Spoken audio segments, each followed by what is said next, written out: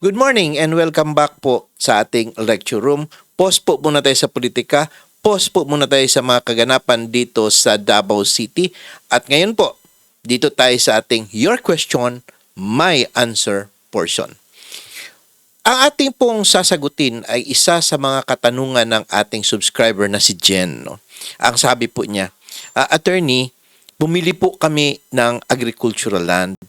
May e-car and tax clearance. No? Ibig sabihin, nabayaran na nila sa BIR no? At sa real property tax. Pero di kami makausad dahil di kami mabigyan ng DAR clearance. Dahil po daw ang seller ay may more than 5 hectares land pa rin na matitira sa pag-aari ng seller. Now, as a buyer, paano po kaya kami makausad para magkaroon ng titulo? Dahil di daw po pwede sa Registry of Deeds na walang DAR clearance. Ano po ang best way of action namin dito? Alright, so pag-usapan natin ng mabilisan ito pong DAR clearance. Ano ba itong DAR clearance? No? Ang DAR clearance po, or tinatawag nating land transfer clearance, yan po ay requirement po ng DAR, no? Department of Agrarian Reform, para ipatupad po ang Republic Act number 6657 or yung Comprehensive Agrarian Reform Law. Now, diretsahan na po tayo Jen, no? Para po wala nang paligoy-ligay. Yun pong deed of sale po ninyo na agricultural land ayon sa Republic Act 6657 na more than 5 hectares is considered as void po. Yung land transaction na yan po, invalid po yan siya. Okay. Assuming no, na yung binibili po nyo ng property is narehistro yan siya or na-award ang title niyan after June 15, 1988. June 10, 1988. Okay. Ang effectivity ng Comprehensive Agrarian Reform Program. But balik tayo, no? So, kasi sa batas po, sa Republic Act 6657, may retention limit lang po tayo na 5 hectares. Yun lang po. Yun ang sabi. Now, ngayon, kung meron pang mga anak, yung may-ari is that pwede silang bigyan ng 3 hectares. Yan po yung pag-cover, no? We'll discuss that in shortly mamaya, no? So, ano ba ang sinasabi kasi sa batas, no? Under Section 6, no? Sabi sa batas is that, except as otherwise provided under this Act, no person may own or retain directly or indirectly any public or private agricultural land as determined by the park, but in no case no, shall retention by the landowner exceeds 5 hectares. O hanggang 5 hectares lang po sa agricultural land. No? Sabi pa, sa dulo ng Section 6, yung last paragraph, upon the effectivity of this act, any sale, disposition, lease, management, contract, or transfer or possession of private lands executed by the original owner in violation of Republic Act 6657 shall be null and void. Okay. So, pag nag-violate daw tayo sa batas, ditong Republic Act 6657, especially doon sa retention limit of 5 hectares, void po ang ating transaction. No? Now, mabilisan, no? Bakit merong Republic Act 6657?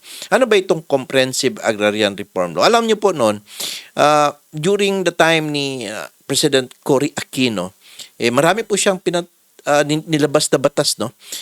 Para po magkaroon po ng pinirmahan na batas, no? Yung Family Code, Executive Order, itong Republic Act 6657, para po may patupad po yung tawag nating principle no ng social justice under the Constitution. Ano ba itong social justice principle? Declaration of Policy of the State na i-promote natin ang social justice. Simple lang po ang social justice, no? Ang social justice is the fair division of resources, opportunities, and privileges in society. Sabi po ni Investopedia. So, credit po sa kanila ito. And, paano nangyayari ito? So, it is giving more laws to those who have less in life. Now, itong mga farmer beneficiaries, they have been tilling the land for quite decades, years, mga ninuno pa nila, and they still are tenants no, on the property. Tapos yung landowner, sila ang yumayaman. No? And the the beneficiaries still doesn't own the land. Dugo at pawis nila ang kanilang natulog doon yung mga dugo at pawis nila, no? Sa pagbubungkal ng lupain at pagtanim, no? So with that, the CARPLO comes in and says, sige, kukunin ko itong lupa ng landowner na malawak at bibigyan lang po namin kayo ng retention na 5 hectares, landowner, okay? Tapos, kung may mga anak po kayo, 3 hectares po.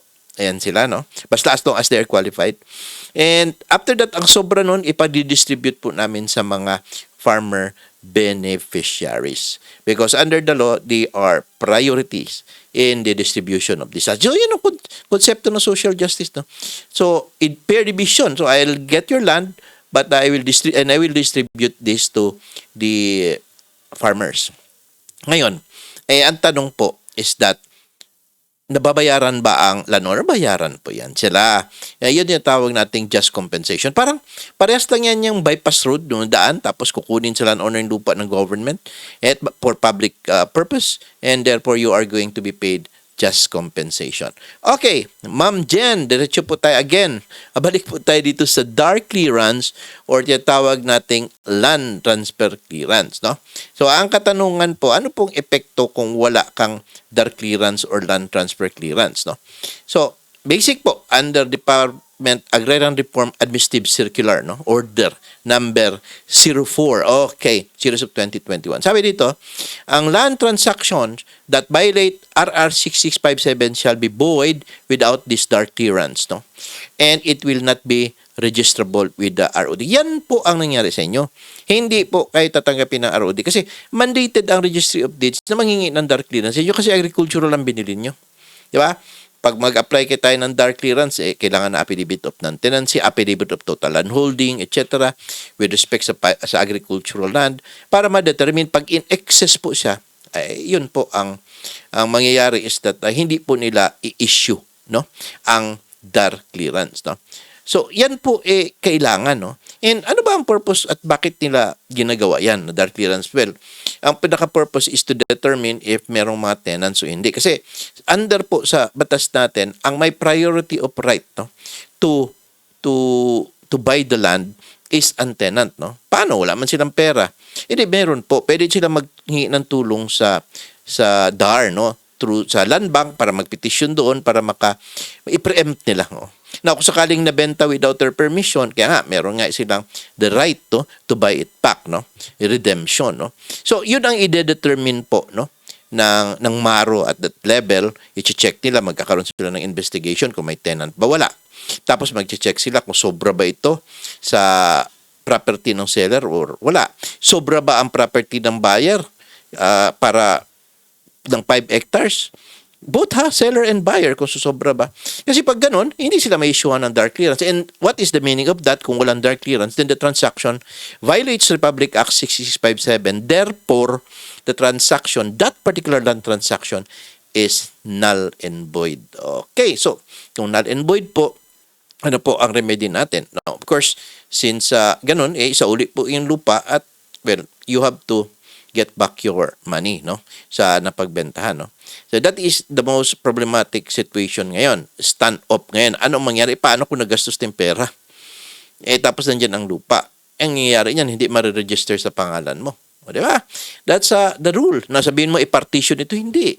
Kasi meron pong mga requirements po, no? I-discuss natin, ang dark clearance or land transfer clearance. Una, pag-usapan po muna natin, ano po yung mga bagay na nakaka-exempt, no? Ano po yung mga transactions na exempted muna? Exempted muna tayo para maintindihan natin. So, sa mga exempted po, ito po, no? Yung deed of extrajudicial partition, no, nagawa nung before June 15, 1988. Sabi ng batas yan, no?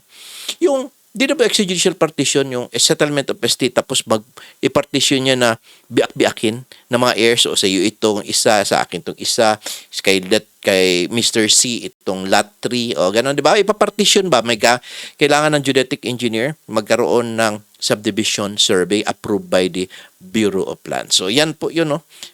Kailangan lang, exempted ang dark clearance kapag nangyari ito, yung the property nung namatay before June 15, 1988. Tapos dinidivide ng mga heirs, no?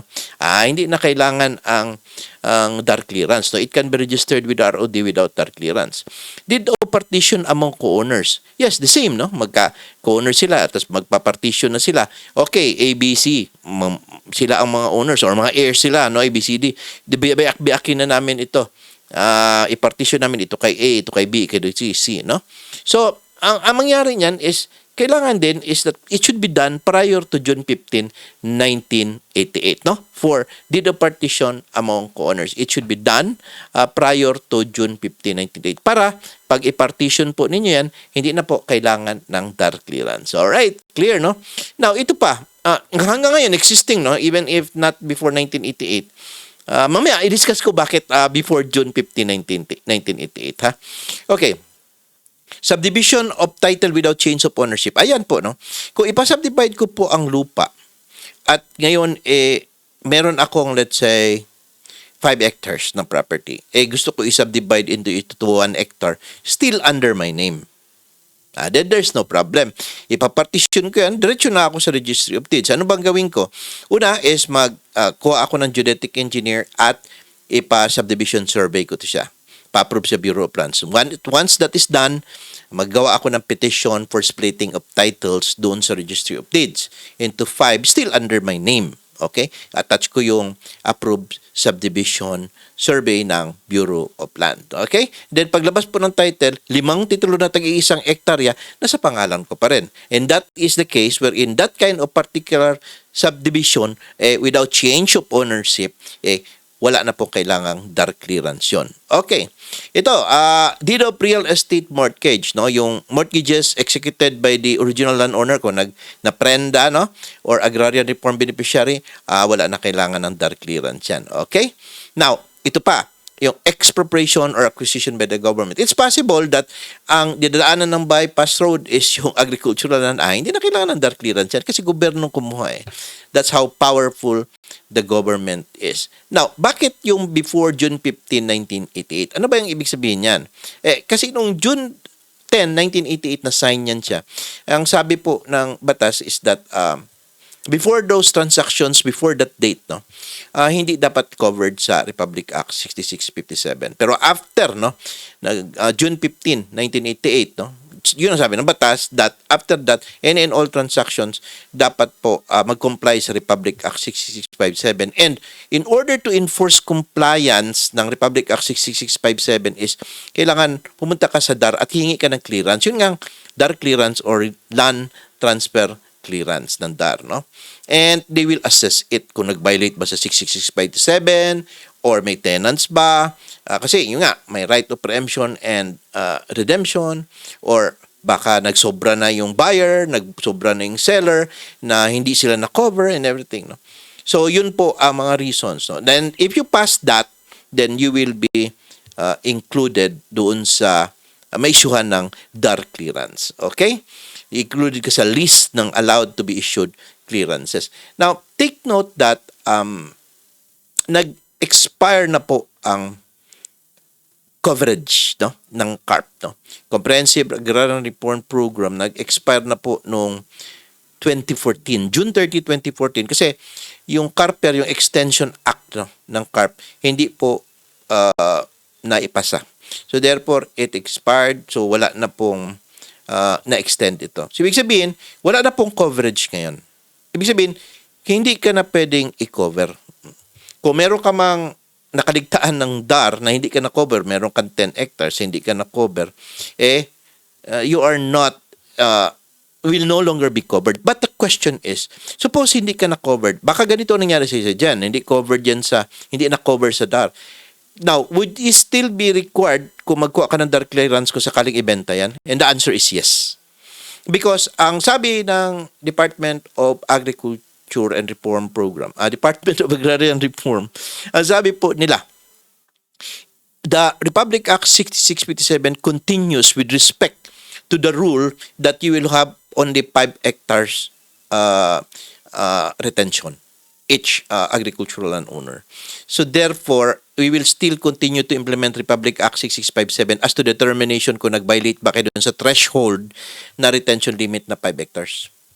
Or naglampas ba dun? Or may tenants? Or merong na-exercise ba ang preemption or redemption ng mga tenants? So, yun po pa rin, no? Mandate nila just to continue. That's the reason why, no? Now, Jen, if that property was parked, no, or transferred before 1988, then that is okay. Pero now, since it will be transferred to you, it will, for you, papunta sa'yo, you will be asked kung may 5 hectares ka na sobra. But, kung sa kanya ina-transfer niya noong 1988, June 15, 1988 beflow, hindi na dapat po siya questionin kasi allowed ang pag-own niya ng more than 5 hectares. I do not know where you fall there, and let me know on the comment section at maybe we'll check again, no?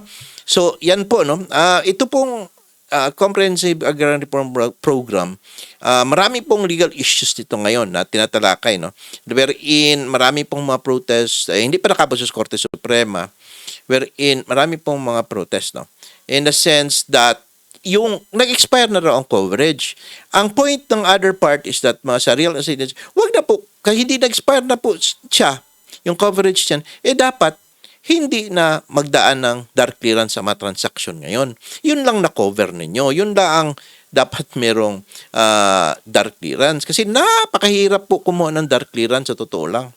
Sabi naman ng Darno, even if expire na yan siya, na hindi na kami makakover o hindi na kami makakuha ng mga lupa na more than 5 hectares, still continue implementation namin, kailangan pa rin kayo kumuha ng dark clearance. Sa akin, wala mang problema. But the problem is that it's very difficult. No? Ang tagal po makakuha talaga ng dark clearance. It takes, ang dami po kasing mga requirements, and then once it's filed, it will kakandak pa ng parang investigation and hearing. It takes time, no? I do not know, I am not against, no, with this dark clearance because it is to ensure to protect the agricultural lands for the beneficiaries. At saka, ma-maintain nga yung 5 hectares limit threshold, no? Akin lang, sana kung ma-streamline natin ang procedure na medyo maglagay naman tayo ng period in which ma-issue siya, no? Under sa Anti-Red Tape Act natin, baka pwedeng makaya ba yun ng 30 days, no? Umaga niya, no? So, or kahit sabihin natin mga 1 buwan o 2 buwan, okay lang man kami. Basta importante is that yung hindi po magtagal more than that, no? Kasi, siyempre, as the buyer or the new owner of the property wanted to have that title transferred under his name, diba? Kailangan man yun. So, having said that, wala pong problema itong Republic Act 6657 ang implementation. I am for it, no? And take note lang ha, what it includes yung agricultural lands, no? But yung mga commercial farming like livestock, swines, mga ganyan, hindi po covered yan sa CARP, no?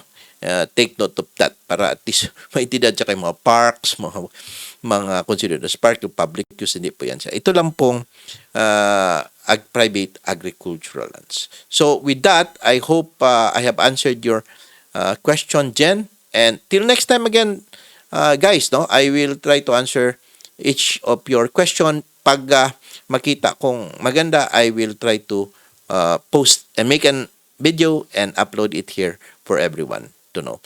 Alright, salamat po. Magandang hapon po sa lahat.